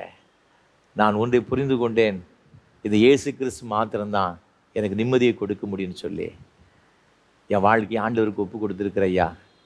நான் ஆண்டவரை ஆராதிக்க விரும்புகிறேன், ஆகவே எனக்கு ஞானஸ்தானம் கொடுங்கள் என்று சொன்னார். நான் சொன்னேன், தம்பி நீ ரெகுலராக சர்ச்சுக்கு வாங்க என்று சொல்லி அவருக்கு சுவிசேஷத்தை நான் அவர்களுக்கு சொல்லிவிட்டு ஜெபம் பண்ணி அனுப்பிவிட்டேன். அதற்கு அடுத்தாற்போல் ஞாயிற்றுக்கிழமை வந்தது.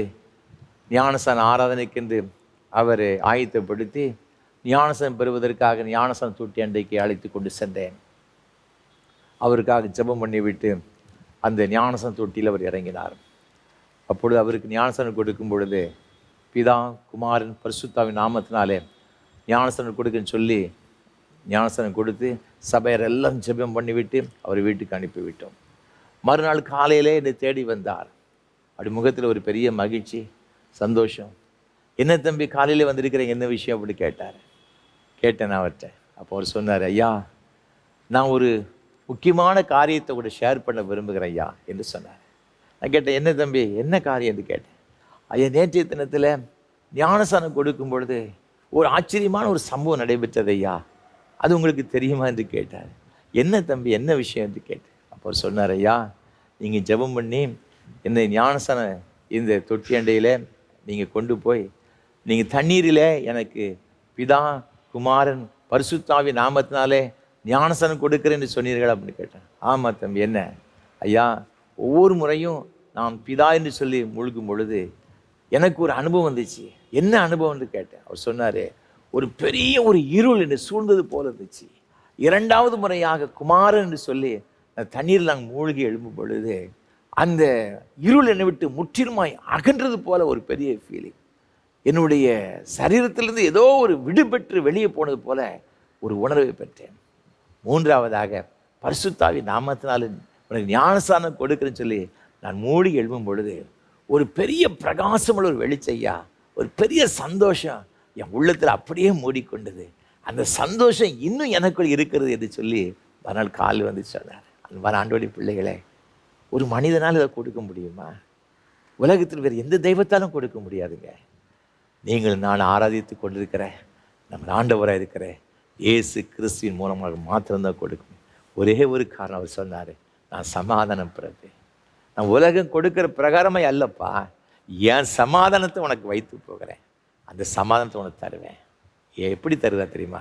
சிலுவையில் அவர் பட்ட பாடுகள், சிலுவை என்றால் உபத்திரவம், வேதனை, துன்பங்கள் தான். ஆனால் இதை இயேசு சுமந்தபடியினால், இயேசு இதை ஏற்றுக்கொண்டபடினால தாங்க இன்றைக்கு நமக்கு இந்த சமாதானம், இந்த சந்தோஷம். ஆகவே தான் பவுல் சொல்லுகின்றார், இது சிலுவையை குறித்து இல்லாமல் வேறு ஒன்றையும் குறித்து மேன்மை பாராட்டாதிருப்பேனாக. சிலுவையை நாம் வீட்டில் மாட்டி வைத்திருப்பதனாலும் கழுத்தில் தொங்க போட்டு இருக்கிறதுனால அல்ல அன்பானவர்களே, சிலுவையில் தொங்கி இயேசு கிறிஸ்து நமக்குள் இருக்கும்போது மாத்திரம்தான் இந்த ஆசீர்வாதம். நம்மை தேவ சமூகத்தை முற்றிலும் ஒப்பு கொடுப்போம். ஆண்டவரே, எனக்காக எவ்வளோ பாடுபட்டீரையா சிலுவையில், அந்த பாடுகள் மூலம் வருகின்ற அந்த சிலுவையில் நீ சிந்தி ரத்தத்தின் மூலம் வருகிற விலையேற பெற்ற அந்த ரட்சிப்பையும் அந்த சந்தோஷத்தையும் அந்த ஆரோக்கியத்தையும் எனக்கும் என் சந்ததிக்கும் கொடுங்க ஆண்டவரை சொல்லி நம்மை அர்ப்பணிக்கும் பொழுது இந்த மேன்மையான ஆசீர்வாதங்களை பெற்றுக்கொள்வோம். அப்படிப்பட்ட ஒரு கிருபைகளை கர்த்தர் தாமே நம்ம ஒரு தருவாராக. ஆமென். அர்ப்பணிப்பின் பாடலாக கீதம் 155, கிறிஸ்துவ கீர்த்தனை 64 பாடுவோம். குருசினில் தொங்கியே குருதியும் படியே. கீதம் 155, கிறிஸ்துவ கீர்த்தனை 64 பாடுவோம்.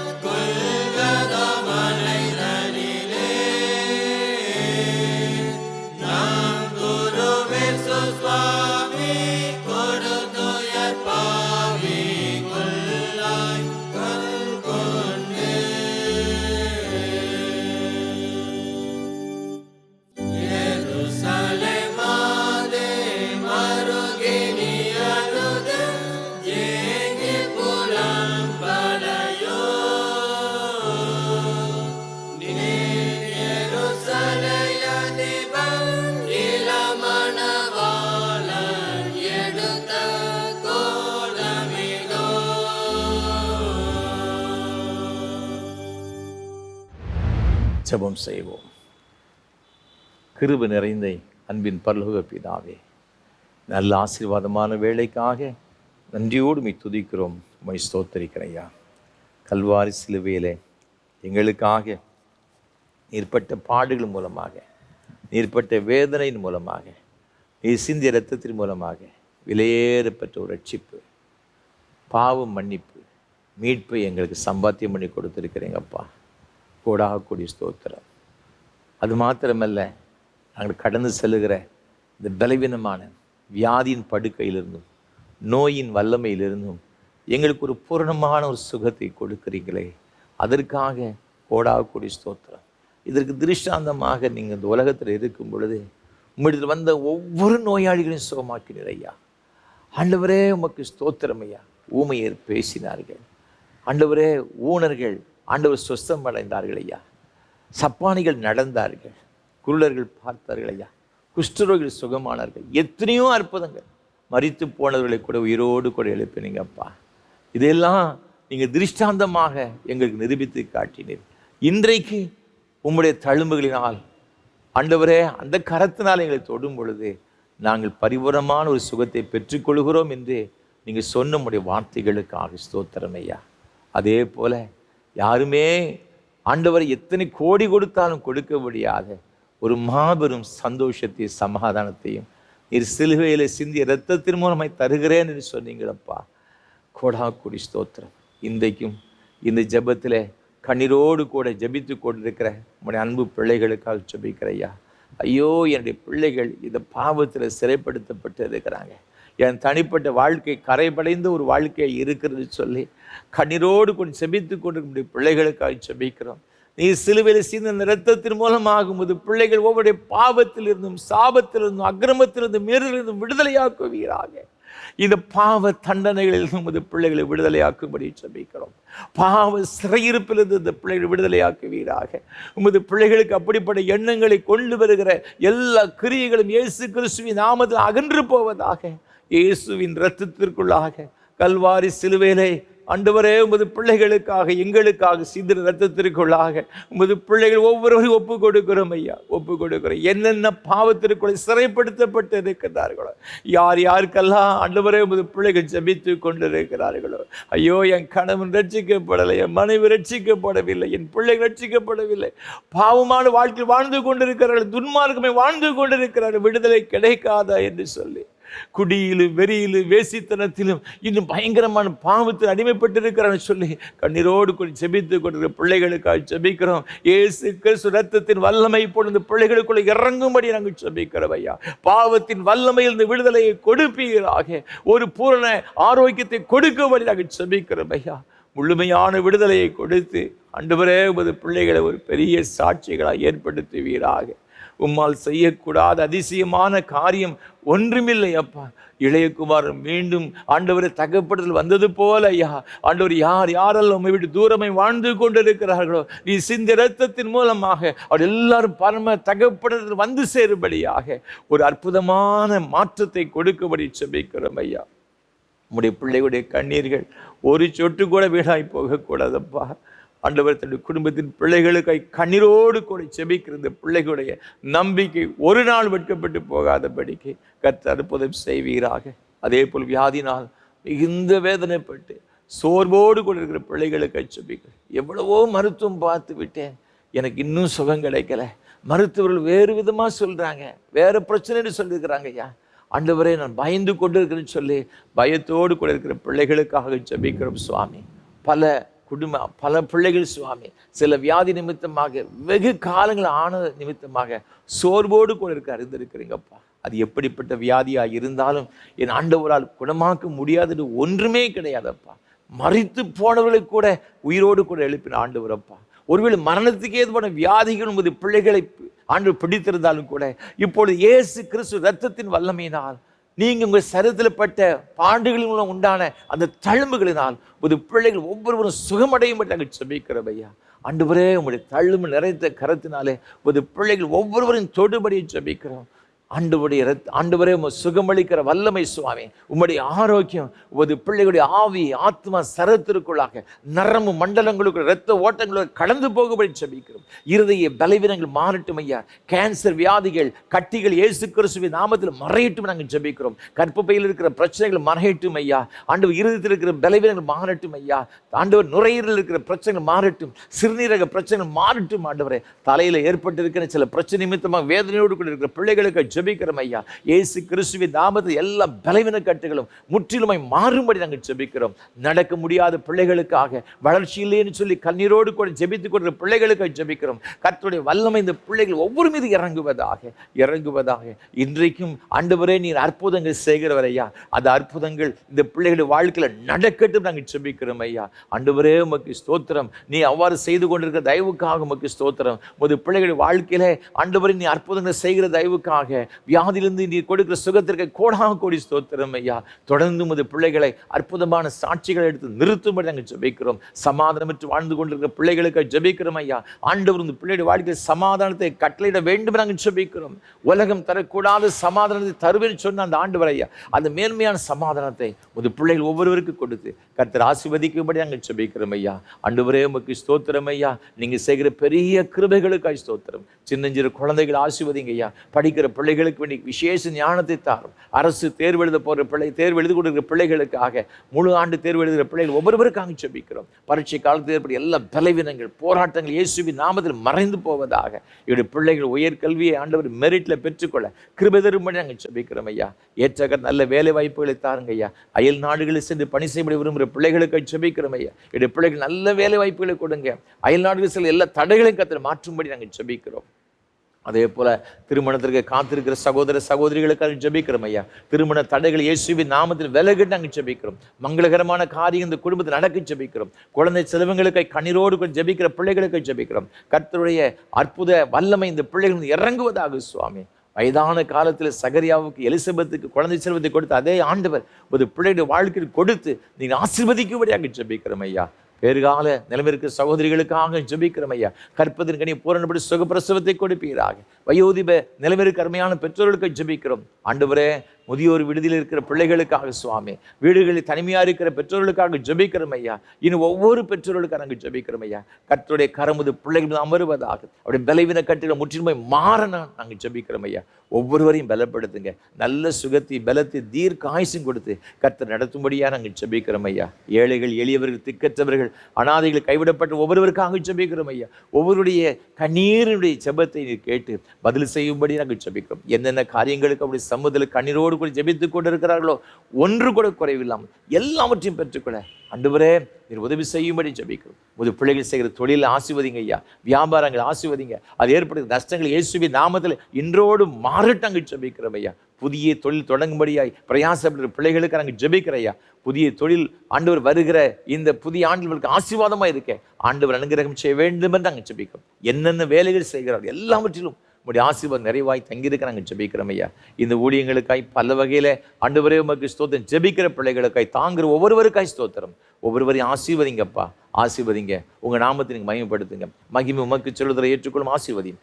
ஆண்டவர் இயேசு கிறிஸ்து மூலம் மிகுந்த தாழ்மை ஜெபிக்கிறோம் பரிசுத்த பிதாவே.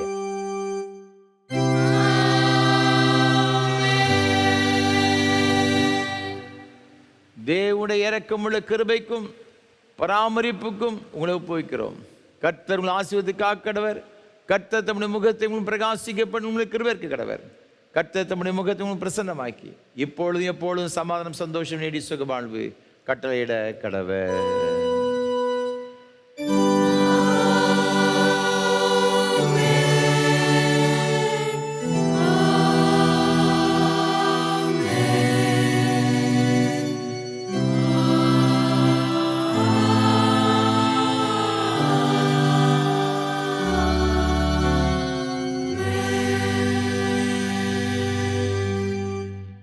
நிறைவு கீதமாக கீதம் 123 பாமாலை 109 பாடுவோம். மரிக்கும் மீட்பராவியும் வதைக்கப்பட்ட தேகமும். கீதம் 123 பாமாலை 109 பாடுவோம்.